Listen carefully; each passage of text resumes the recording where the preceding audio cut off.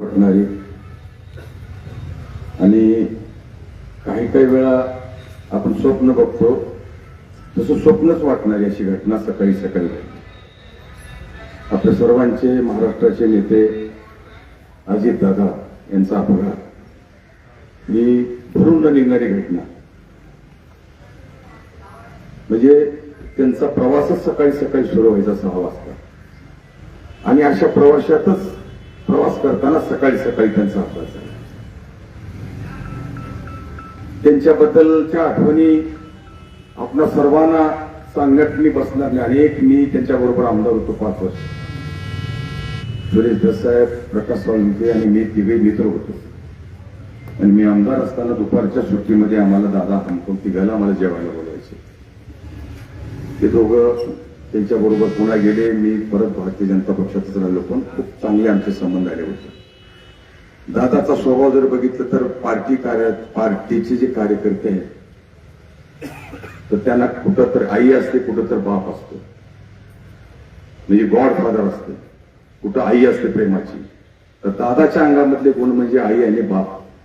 कठोर वागणारा बापही त्यांच्यात दिसत होता आणि तेवढंच मनमिळावू दादा होते, तेवढीच माया करायची कार्यकर्त्यावर आणि बिनधास्त बेधडक मनात ते पोटात एक असा कार्यकर्ता तो नव्हता. जे लोकांना काय वाटेल ते वाटेल असा निर्भीडपणे दादा वागायचे कार्यकर्त्यांमध्ये, प्रशासनामध्ये. आणि प्रशासनावर वचक कसा असावा याचं उत्तम उदाहरण जर असलं तर ते दादा आहे. शिंदे नावाचे सचिव होते आणि त्यांनी दादांनी त्याला काम सांगितले की मला करून आणून द्या आणि मी समोरच बसलो होतो. सचिव आणि उपसचिव दोघं बरंच बोलत होते की तुम्ही दादाला जाऊन समजावून सांगा हे काम होत नाही, हे कठीण आहे, हे अवघड आहे, कायद्यात बसत नाही. तर तो सचिव शिंदे म्हणायचा की माझी हिंमत होत नाही जायची, तुम्ही जाऊन सांगा. दादाला ते सहन होत नाही. म्हणजे ते तिकडं जवळपास ते लटलट कापून दादाला कसं सांगू आपण. तर एवढी प्रशासनावर वचक असणारा नेता महाराष्ट्रात दुसरा कोणी नाही. दादांच्या जाण्यानं महाराष्ट्रातलं खूप मोठं नुकसान झालेलं आहे. दादा 8 वेळेस मुख्यमंत्री होते. त्यांच्या कार्यकर्त्याचं त्यांचं एक मोठं स्वप्न राहून गेलं की दादा कधी ना कधी या राज्याचे मुख्यमंत्री व्हावं म्हणून. मला त्यांना बघितलं की मुंडे साहेबांची आठवण होते आणि असाच दुर्दैवी प्रसंग सुद्धा मुंडे साहेबांच्या बाबतीत घडला. रात्री त्यांना मी बोललो, सगळा महाराष्ट्र त्यांना वाटत कधी कधी मुख्यमंत्री व्हावं म्हणून. आणि सकाळी उठलं तर त्यांचाही अपघात झाला. त्यांचाही सकाळचा अपघात, दादाचाही सकाळचा अपघात. त्यांचाही न पटणारा, यांचाही न पटणारा. आणि प्रमोद महाजन म्हणायचे की माणसाचं मोठेपण कळायला मरावंच लागतंय का. आता त्यांचं आपल्याला सगळ्या महाराष्ट्राला मोठेपण कळलं की राष्ट्रपतीपासून, प्रधानमंत्र्यापासून ते सगळ्या मंत्रिमंडळापासून देशातल्या अनेक महामान्य अजून श्रद्धांजली सोहळा त्यांच्या बाबतीत की देशातले पश्चिम बंगालमधले राहो, उत्तर प्रदेशमधले राहो, बिहारमधले नेत्यावर सगळे श्रद्धांजली अर्पित करत आहेत. आणि ते सगळे म्हणतात की मी दादांना प्रत्यक्ष ओळखतो म्हणून. अशा दादांचा स्वभाव मला सुद्धा जवळून बघण्यात आला. माझ्या घरी त्यांची झालेली शेवटची भेट 2-2.5 तास दादा माझ्या घरी बसले. आमच्या कार्यकर्त्यांना तर भेटले पण माझ्या पर्सनल कुटुंबाला त्यांनी 45 मिनिट वेळ दिला.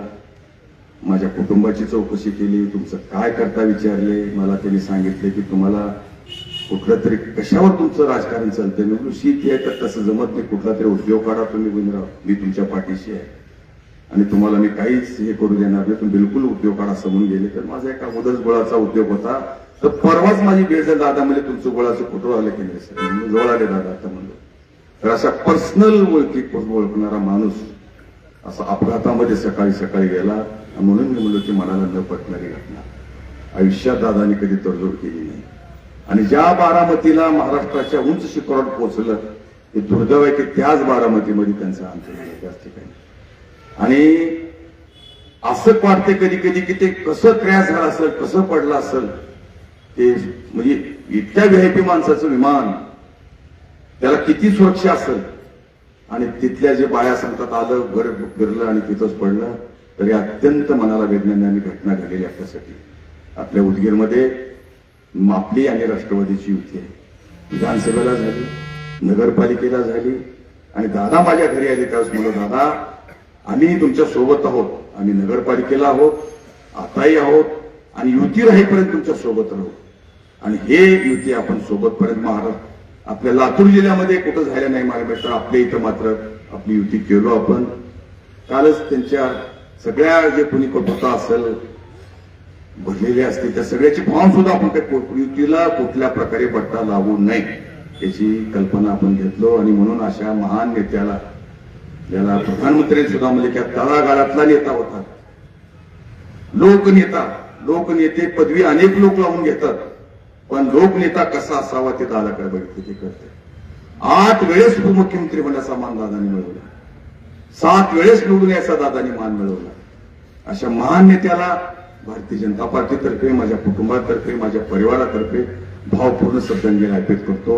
ईश्वर त्यांच्या हे इतकं मोठं दुःख आहे की त्याला जे शब्द आले त्याचा असे उद्ध्वस्त, सत्यानाश, नायनाट अशा अनेक शब्दामध्ये लोकांनी शब्द आज श्रद्धांजली अर्पित केली आहे.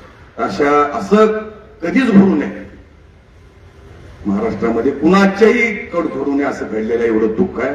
ईश्वर त्यांच्या कुटुंबाला दुःख झेलण्याची ताकद देव अशी भावपूर्ण श्रद्धांजली अर्पित करून माझा मनापासून ओम शांती.